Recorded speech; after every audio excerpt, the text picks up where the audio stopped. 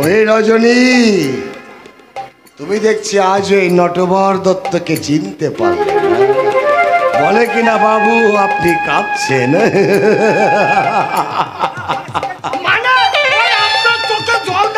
অভিনয় ভাবছি পেশাদার যাত্রা দলে অভিনয়, তাই একটু তোমাকে অ্যাক্টিং করে দেখিয়ে দিলাম। তুমি যখন ধরতে পারোনি তাহলে যাত্রা দল আমি নিশ্চয়ই ভালো অভিনয় করব নাকি বলে? বাবু সে দক্ষ আপনার আছে, তাই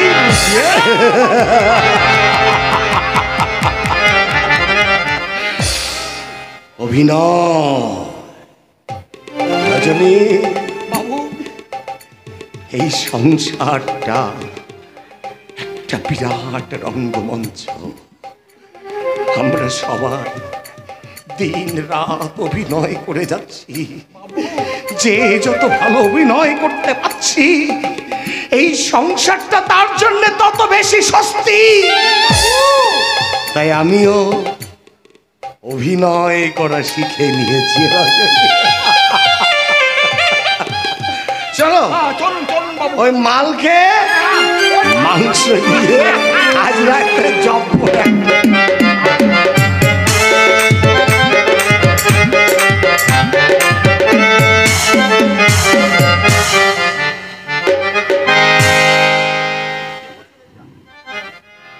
কি বলছো দেবীদা?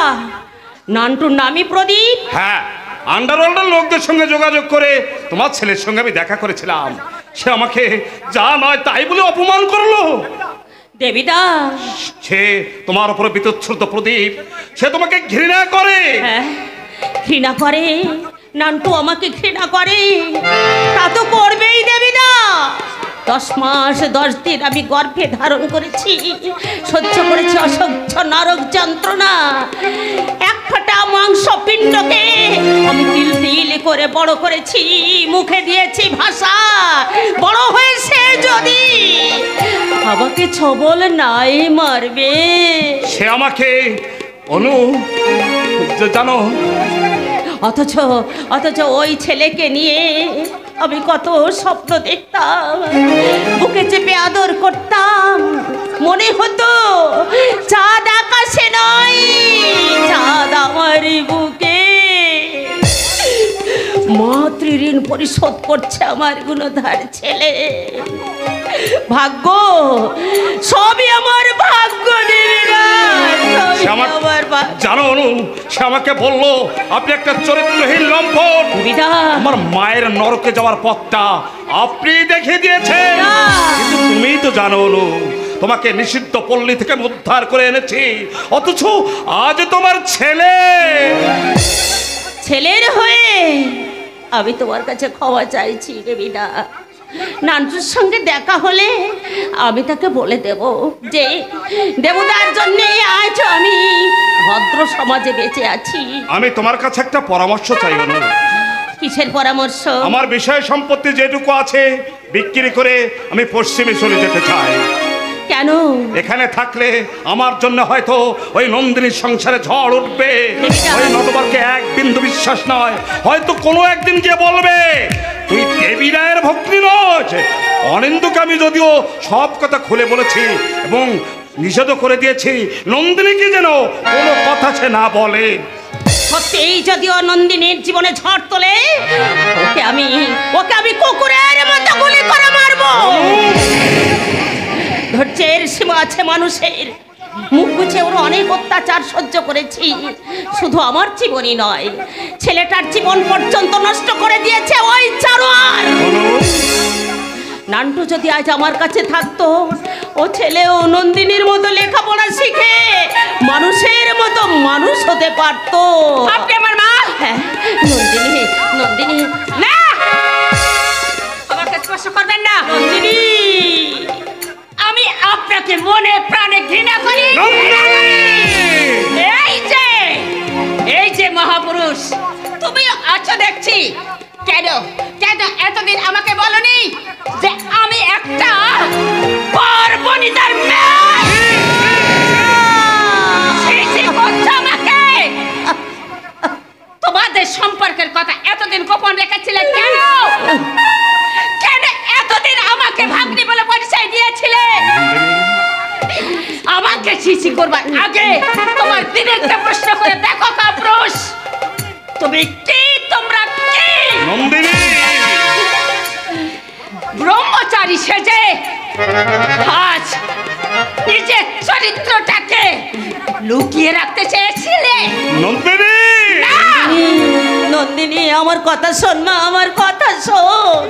কি শোনাবে তুমি আমাকে? নন্দিনী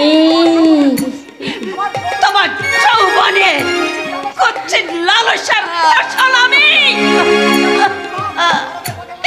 নরকের পথে আমার আবির্ভাব। এই পৃথিবীর বুকে শয়তানের দৈবিক তাড়নে আমার জন্ম হয়েছে। কিন্তু কেন, কেন রাক্ষসী, কেন কেন কেন? ভুল করছিস নন্দিনী। হ্যাঁ, ভুল আমি করেছি, ভুল করেছি তোমাদের বিশ্বাস করে। ভুল করেছি তোমার মতো চরিত্র হলে চরিত্রহীনের কথা শুনে। নন্দিনী কিন্তু আমি কি জানতাম আমি একটা ভণ্ড লম্বন চরিত্র বলে। নন্দিনী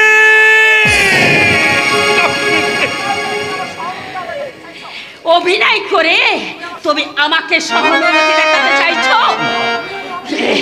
এরকম অভিনয় আমি অনেক দেখেছি। লক্ষ টাকা পণ দিয়ে আমাকে বিয়ে দিয়েছো, ভেবেছিলে তোমার পাপ চাপা দেবে। নন্দিনী কিন্তু না, তা তোমরা পারবে না, তা তোমরা পারবে না, কারণ পাপ কোনোদিন চাপা থাকে না। ও তোমাকে, তোমাদের ধিক্কার দেওয়ার ভাষা আজ আমি খুঁজে পাচ্ছি না। পেটের সন্তান হয়ে তুই সন্তান? কে সন্তান, কে সন্তান? এই সন্তান কথা শব্দটা তুমি অর্থ তুমি জানো? আমি তোমাকে মা বলে পরিচয় দিতে ঘৃণা বোধ করি, ঘৃণা বোধ।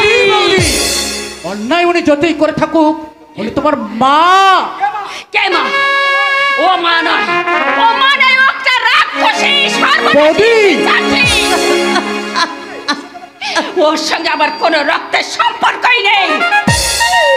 নন্দিনী কত দুঃখে যেই কথাগুলো বলছি সে তুমি বুঝবে না ভাই, বৌদি! সে তুমি বুঝবে না। বুঝতে পারতে যদি আমার মতো তুমি তুমি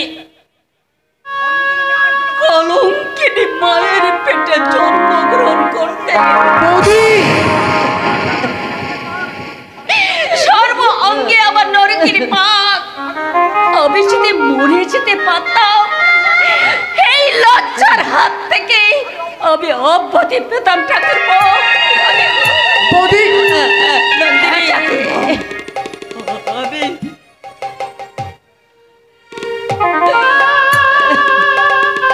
বৌদি!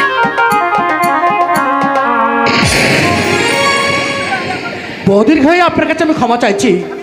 আমি বা দাদা কেউই জানতাম না বৌদি এখানে এসে ছিটকেট করবে। হাসি। আসলে আমি আর দাদা দুজন মিলে আলোচনা করছিলাম, বৌদি হয়তো পাশের ঘরে দাঁড়িয়ে সব কিছু ছেড়েছে, হাসি। তার জন্য আজ এই বিভ্রাট। অসীম অসীম অনিন্দ দাদার মন সংকীর্ণ নয়, তবে ভয় হচ্ছে বাবাকে নিয়ে।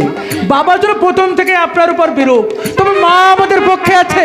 আর বৌদির ব্যাপারটা আমার আর দাদার উপরে ছেড়ে দিন, আমরা দুজন ম্যানেজ করে নেব। অসীম অসীম তুমি বিশ্বাস করো অসীম, নন্দিনীর জন্মে এতটুকু কলঙ্ক নেই।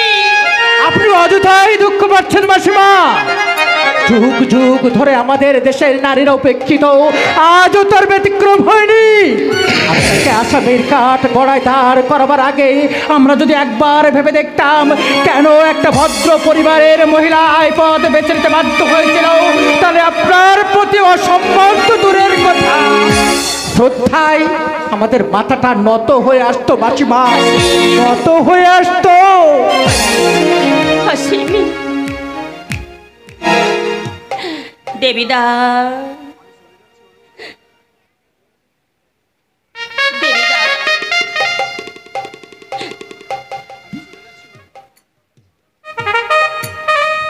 আমি চলেই যাচ্ছি হলো, আর হয়তো তোমার সঙ্গে আমার দেখা হবে না। দেবীদা, পুরস্কার যেটুকু পাওনা ছিল তোমার মেয়ে সুদে আসলে সব শোধ করে দিয়ে গেল। দেবীদা, তুমি দুঃখ পেও না দেবীদা। না না না, আমি দুঃখ পাবো কেন? এ তোমার ন্যায্য পাওনা, যার জন্যে আমি আমার নিজের ভবিষ্যৎ নষ্ট করলাম, আত্মীয় স্বজনের বিরাগ ভোজন হলাম, সমাজের নিন্দা অঙ্গের ভূষণ করলাম। সে যদি চরিত্রহীন লম্পট বলেই থাকে, তাকে কি দুঃখ করতে আছে? তাই না অনুরাধা? দেবীদা, দোষ দোষ ওর নয় অনু, দোষ আমার এই পড়া অদৃষ্টের। করতে চেয়েছিলাম সেই, ভাগ্য দোষে হয়ে গেল বাদর। বিধাতার পুরুষ এই ছোট্ট কপালটায় যা লিখে দিয়েছে, শত চেষ্টা করলো তুমি সেটা খণ্ডন করতে পারবে না। নিয়তি কেন বাধ্যতে?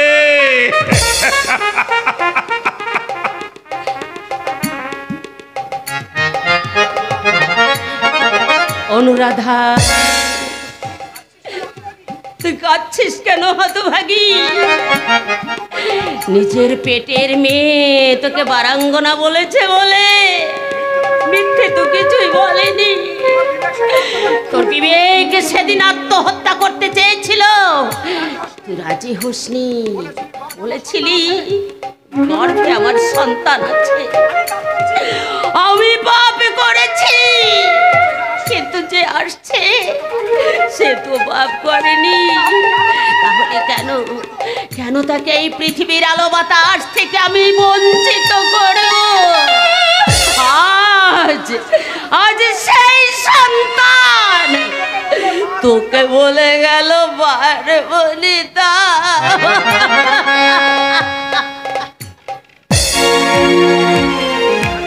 জানতু, তুই এসেছিস বাবা? হ্যাঁ, হিসাব নিকাশ করতে এলাম। হিসাব? কিসের হিসাব? বুঝতে পারছো না? তুমি আমার মা, কত কষ্ট করে তুমি আমাকে এই পৃথিবীতে এনেছো, বুকের সুধা খাইয়ে তিল তিল করে বড় করেছো, মুখে জুগিয়েছো ভাষা, তার প্রতিদান দিতে হবে না? জানতু, সেই মাতৃ ঋণ শোধ করতে আমি এসেছি। প্রস্তুত হয়ে যাও, আমি তোমাকে 5 মিনিট সময় দিচ্ছি। বলো, তোমার শেষ ইচ্ছাটা কি? তুই তুই আমাকে খুন করবি না? না, খুন নয়, খুন নয়, আমি আমি তোমাকে মুক্তি দেব।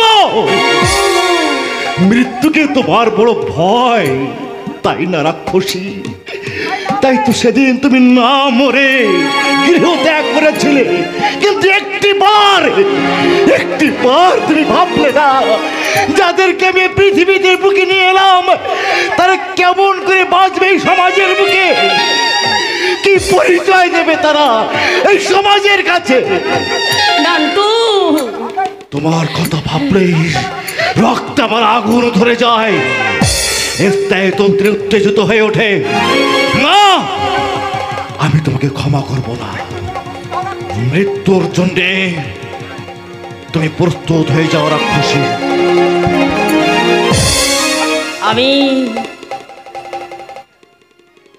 আমি প্রস্তুত। ওরে, এই জীবনটার প্রতি আমার ঘৃণা জন্মে গেছে। অন্তরের অন্তঃস্থল থেকে সহস্র ধারায় রক্ত ঝরছে, তিলে তিলে মৃত্যু হচ্ছে আমার। এখন যা বেঁচে আছি, এখন যে কষ্ট আমি পাচ্ছি, মৃত্যু কি তার চেয়ে কষ্টদায়ক? এই আমি বুক পেতে দাঁড়ালাম, গুলি কর নান্টু, তুই আমাকে গুলি কর। কাঁদবে না, কাঁদবে না। আমি জিজ্ঞাসা করছি তোমার কোনো শেষ ইচ্ছা আছে কিনা? আছে আছে, আছে বাবা। বলো বলো কি শেষ ইচ্ছা তোমার? আমার বলো, আমার ইচ্ছা বলো কি শেষ ইচ্ছা? তোর কপালে একটা স্নেহ চুম্বন এঁকে দিয়ে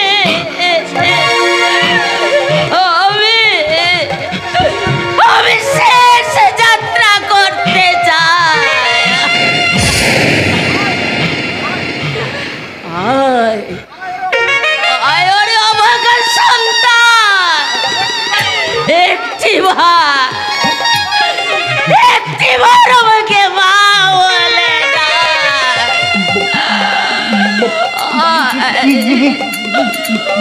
আয় রে খোকা, আয়। মা!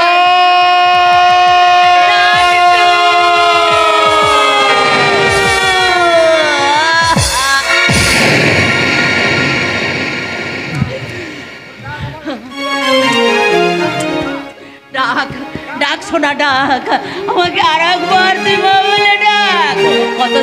কত যুগান্তর আমি তোর মুখে মা ডাক শুনিনি। মা, কেঁদো না মা, তুমি কেঁদো না। পৃথিবীর লোক তোমাকে যাই বলি, তুমি আমার সরকার, তুমি গরিয়সী মা। তোমার সমস্ত দুঃখ, সমস্ত ব্যথা আমি মুখে দেবো মা। নীরব চোখে আমার নান্টু, কেন